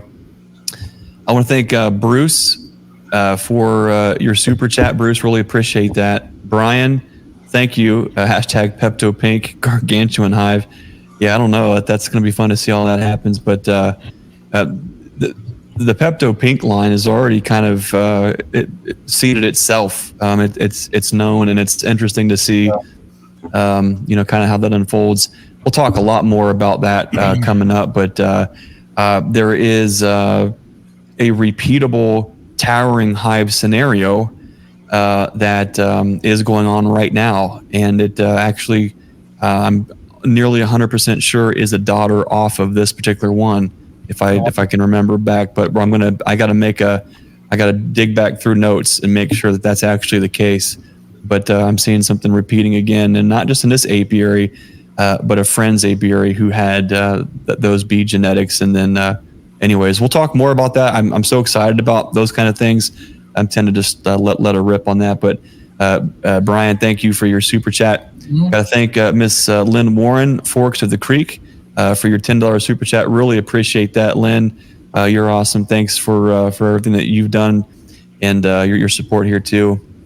And Mr. Philip Upmore, thank you for your super chat. Philip says here, thanks for taking time out of your week to share your experience. Philip, I want to say thanks for that. Truth be told, a lot of times it feels like, we're not doing enough. There's so many things that we want to do, so many videos that we want to put out, so many storylines we want to share, so many conversations that we've recorded that we want to get out and get to folks. I wish we had more time to take all the phone calls and get back to all the emails immediately and be everything for everybody. And the fact of the matter is we just can't. And that's something that we've got to, find a way to deal with and accept, and then move through and move on, and be the best versions of ourselves, not just for ourselves and our family, but for everybody else too. And so I feel like we're in this transition time right now where we're trying to figure and sort through all of those things. And I just want to thank everybody for your patience, your grace, your support, as you guys are all a part of this growing, not just the stream team, not just Bruce's Bees and Castle Hives and Nature's Image Farm, but this entire community. There are so many folks that are growing in their walk, and it's an important thing. And so from all of us here at the stream team, we just want to say thanks. You guys are so awesome. Next week, guys, what channel are we going to be on next week? Brian's? Okay. 8 p.m. Eastern. Brian, who knows what we're going to talk about? You know, it could be anything, right, Brian? Exactly. We might talk about mycelium. Who knows? You know, you'd be a really fun guy if you could talk about mycelium for 2 hours. Oh, see what I did there? Bring it right back. All right. Hey, for everyone who spent time with us tonight, man, we really appreciate you. Thanks for everything. Looking forward to many more streams in the future. Bruce, Brian, as always, appreciate your friendship, sharing your journeys with us here. And for everyone tuning in live or listening to the replay on the podcast later, hey, we just want to say thanks. You guys are awesome. We'll see you next Wednesday, 8 p.m. on the Castle Hives YouTube channel. Until then, we'll remind you to be the lighthouse and be the change you want to see in this world. We'll see you next time. Thanks for watching.